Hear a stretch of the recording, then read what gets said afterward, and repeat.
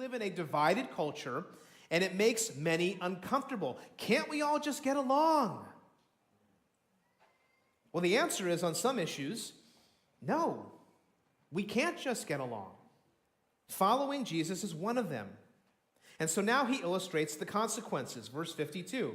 He says, from now on, in one house there will be 5 divided, 3 against 2, 2 against 3. They will be divided, father against son, son against father, mother against daughter, daughter against mother, mother-in-law against her daughter-in-law, and daughter-in-law against her mother-in-law. All right, show of hands. Who's living this right now? All right.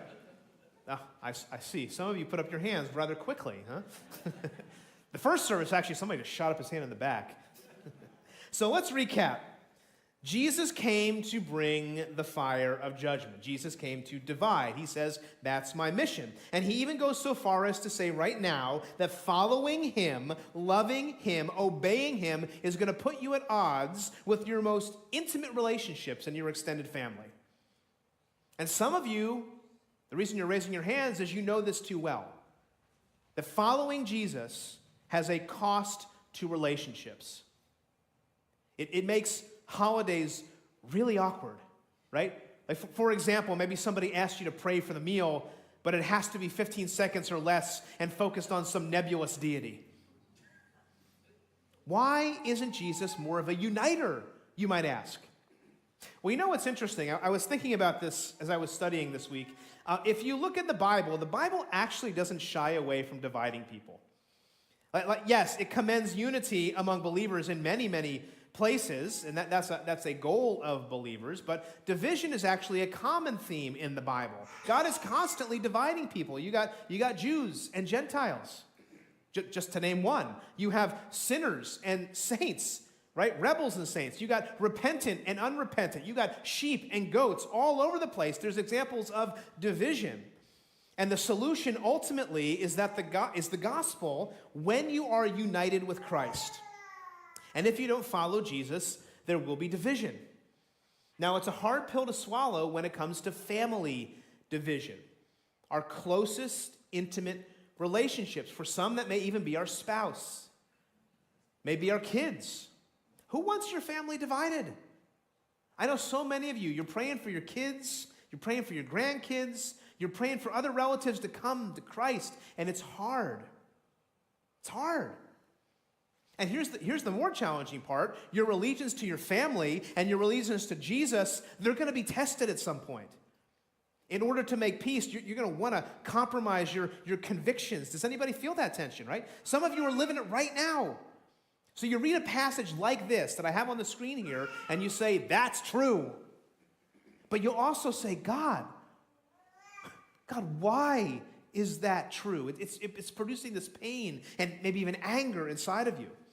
And yet Jesus says, this is my mission. This is the reason I came, not to bring peace, but division. Why? Because Jesus knew people would reject him. And he was okay with that. He's God. It's us that have the problem.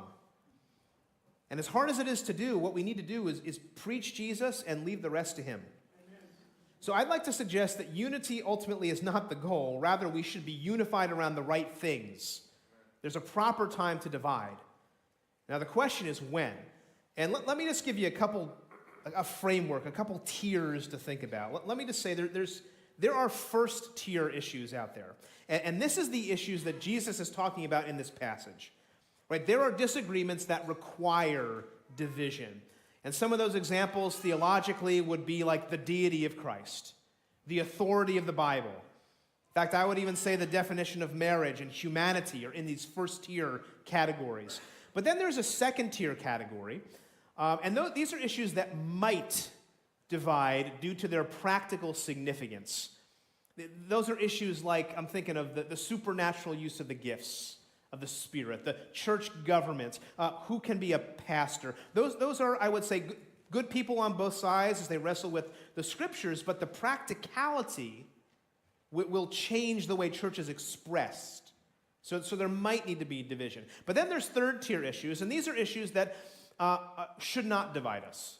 Right? It's good to debate them. It's good to have positions. You can even hotly debate them if you want, but they should be held with open hands. And those are positions like your views on eschatology and your views on alcohol consumption and things like that. Those would be in this category. But I want to point out again, though, Jesus is talking about a first-tier issue in Luke 12. That following him is a first-tier issue. You have either given your life to Jesus or you have not. There is no lukewarm in-between position. In fact, if you're lukewarm, Jesus says he's going to spit you out of his mouth in Revelation 3. And when you follow Jesus, especially today, you're going to face the fallout of that choice.